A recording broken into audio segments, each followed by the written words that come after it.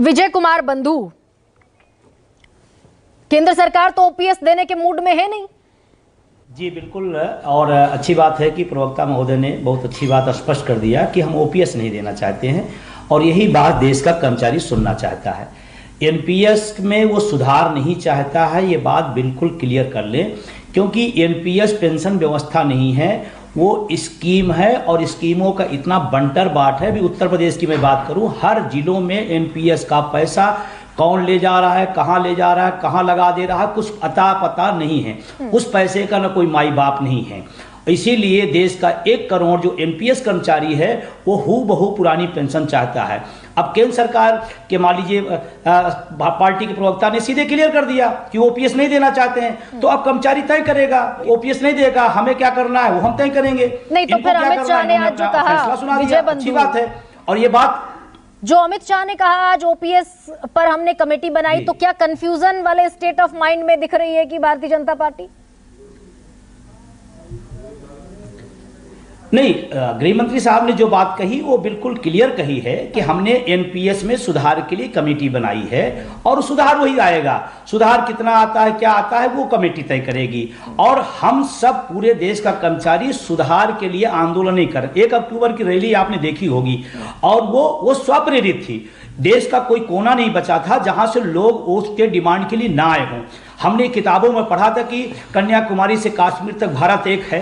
इस पेंशन आंदोलन ने वो अपने हक के लिए आया था, अपने बुढ़ापे की लाठी आया था। और हम कहते हैं कि तमाम बातें आती, बार बार दोहरी बातें की जाती है। कभी कभी कहा जाता है कि इसमें बहुत पैसा मिलेगा। मैं कहता हूं मैं बहुत पैसा नहीं चाहता, मैं पुरानी वाला कम चाहता हूं। क्यों? सिक्योरिटी ज्यादा देना चाहते हैं, पहला काम। दूसरा, कभी कभी कहेंगे जी, कभी कभी कहते हैं कि अब देश दुनिया का आर्थिक महाशक्ति बन रहा है। जब आर्थिक महाशक्ति बन रहा है तो फिर पैसे की क्या दिक्कत है? फिर आपको जब आर्थिक महाशक्ति भारत नहीं था तब देश के कर्मचारियों को पेंशन दी जा रही थी। और आज जब हम आर्थिक महाशक्ति बन रहे हैं और बनना चाहिए, हम धन्यवाद देना चाहेंगे, लेकिन उस आर्थिक महाशक्ति में हमारा क्या रोल है? हम टैक्स दे देंगे, हम से देश की सेवाएं देंगे, लेकिन जब बुढ़ापे की लाठी का सवाल आएगा तो आप बाजार के हवाले कर देंगे। ये बिल्कुल नहीं चलेगा। और देश का 1 करोड़ कर्मचारी ये बात समझ चुका है, वो हूबहू पुरानी पेंशन लेना चाहता है। और उसके लिए उन्होंने बहुत सारे चीजें तमाम राज्यों में करके दिखाया है। हम कर्मचारी के पहले इस देश के नागरिक हैं, हम इस देश के वोटर हैं और हम अपने वोट का इस्तेमाल अपने मुद्दे के लिए करेंगे। और मैं बधाई देना चाहता हूं अपने संगठन, अपने साथियों को, अटेवा एनएम ओपीएस के, कि पहली बार इस देश में जाति, धर्म, भाषा, क्षेत्र छोड़ करके लोग मुद्दों पर इकट्ठा हुए हैं। ये अपने आप में राजनीति के लिए एक नया विषय है और ये होगा। राजस्थान की बात मैं करूंगा, राजस्थान का एक एक कर्मचारी save OPS, save OPS, save OPS, घर घर घर घर नारा चल रहा है और वो कह रहा है कि हम अपनी ओपीएस को अपने वोट की ताकत से सेव करेंगे। तो ये कितना बड़ा संकट केंद्र सरकार के लिए आप मान रहे हैं?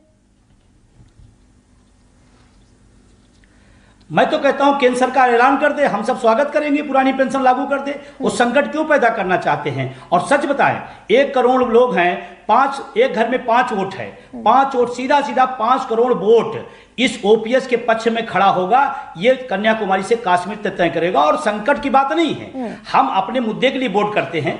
हमें चुनाव में घोषणा पत्र दिया जाता है, हम घोषणा पत्र अपने देखते हैं कि हमारे लिए क्या है उसमें, हर आदमी। और अभी कहा जाता है कि भाई ओपीएस से दिक्कत हो रही, देश का अर्धसैनिक बल है, ओपीएस से वंचित है, देश के लिए लड़ता है, बॉर्डर पर देश की आन मान शान है। नहीं, लेकिन अगर विजय कुमार बंधु, आपको रोक रही हूँ, अगर केंद्र सरकार इस पर ओपीएस पर आगे नहीं बढ़ती तो आप उन पार्टियों के साथ जाकर खड़े हो जाएंगे जो ओपीएस का समर्थन कर रही हैं, आम आदमी पार्टी, कांग्रेस?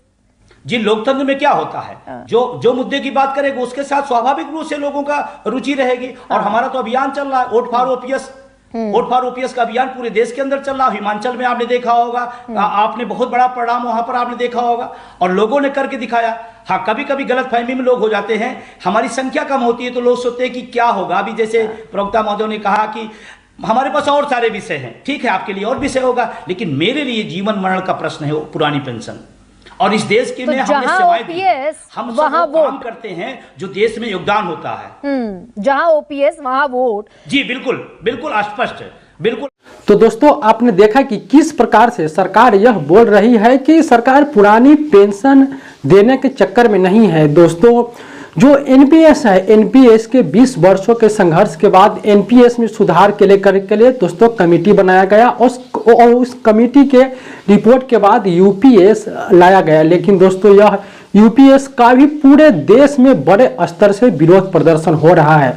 दोस्तों इस यूपीएस के विरोध में एनएमओपीएस के राष्ट्रीय अध्यक्ष विजय कुमार बंधु जी है, वे 1 मई 2025 को मजदूर दिवस के दिन दिल्ली के रामलीला मैदान में एक विशाल जन आंदोलन पुरानी पेंशन को लेकर एक विशाल रैली कर रहे हैं। उससे पहले दोस्तों बड़े बड़े अर्थशास्त्री, बड़े बड़े टीवी राष्ट्रीय चैनल पे पुरानी पेंशन को लेकर के डिस्कस हो रहा है। दोस्तों विजय कुमार बंधु जी ने बताया है कि यह पुरानी पेंशन देने से देश के लिए बहुत ही फायदे होगा, इससे देश का नुकसान नहीं है, इससे मेरा भी फायदा होगा और देश का भी फायदा होगा। उन्होंने बताया कि एनपीएस में जो पैसा जाता है उनका कोई भी माई बाप नहीं है। इसको लेकर के विजय कुमार बंधु जी ने इस लाइव डिबेट में बताया कि पुरानी पेंशन हम लेके रहेंगे और बीजेपी प्रवक्ता के साथ उनका बहस हुआ। वे बोल रहे हैं कि पुरानी पेंशन देने से देश के लिए खतरा बढ़ सकता है, जबकि विजय कुमार बंधु जी ने उसको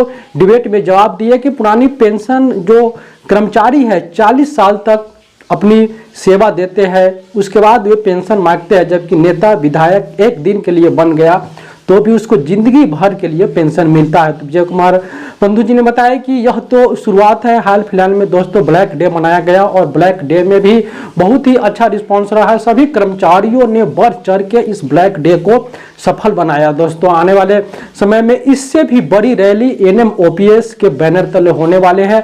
दोस्तों सिर्फ एनएमओपीएस ही नहीं, all India NPS employ federation के अध्यक्ष मंजीत सिंह पटेल है, एआईआरएफ है, एनएफआईआर है, पेंशन संयुक्त मोर्चा है, इंडियन रेलवे एम्प्लॉय फेडरेशन है, फ्रंट अगेंस्ट एनपीएस इन रेलवे है, बहुत सारे संगठनों ने मिल करके पुरानी पेंशन की आवाज को बुलंद किए हैं, लड़ाई को तेज कर दिए हैं।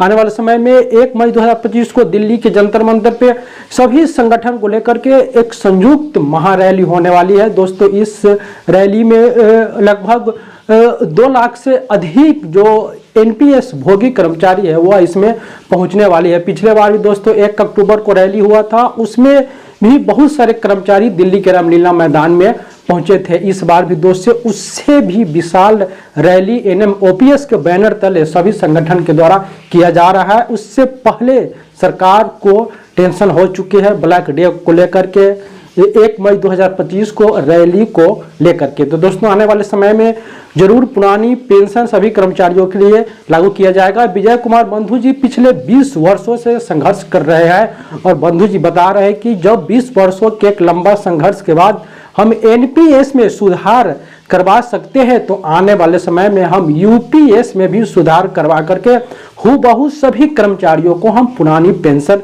दिलवाएंगे। तो दोस्तों यह बहुत ही बड़ी अपडेट था। पुरानी पेंशन को लेकर घमासान शुरू हो चुका है। देश में सरकार के ऊपर एक दबाव बनने लगा है कि कर्मचारियों को उनका अधिकार पुरानी पेंशन दिया जाना चाहिए। दोस्तों विजय बंधु जी ने बताया कि जब हमारी देश गरीब थी, जब हमारी इकोनॉमिक उतना अच्छा नहीं था, तब हम कर्मचारियों को पुरानी पेंशन देते थे। लेकिन आज हम विश्व की दूसरी अर्थव्यवस्था बनने वाले हैं, लेकिन आज हम अपने कर्मचारियों को पेंशन नहीं दिया जा रहा है। इसको लेकर के खूब दोस्तों लाइव डिबेट हुआ। आने वाले समय में इससे भी बड़ा प्रदर्शन सभी जगह होने वाले हैं। आईआरएफ ने आह्वान किया है कि इसको लेकर के इस मार्च को जंतर मंतर पर प्रोटेस्ट किया गया और आने वाले समय में बताया कि अगर हमारी बात नहीं मानती है तो हम रेल रोको आंदोलन भी करेंगे और सभी कर्मचारियों के पुरानी पेंशन का अधिकार हम दिलवा के रहेंगे। तो दोस्तों इसी प्रकार की अपडेट के लिए हमारे साथ बने रहे। सभी प्रकार की अपडेट ओपीएस कर्मचारी बिल फेयर से संबंधित सभी प्रकार की अपडेट हम इस सोशल मीडिया के माध्यम से उठाते हैं। हमारे साथ बने रहे। बहुत बहुत धन्यवाद। जय हिंद, जय भारत, जय ओपीएस।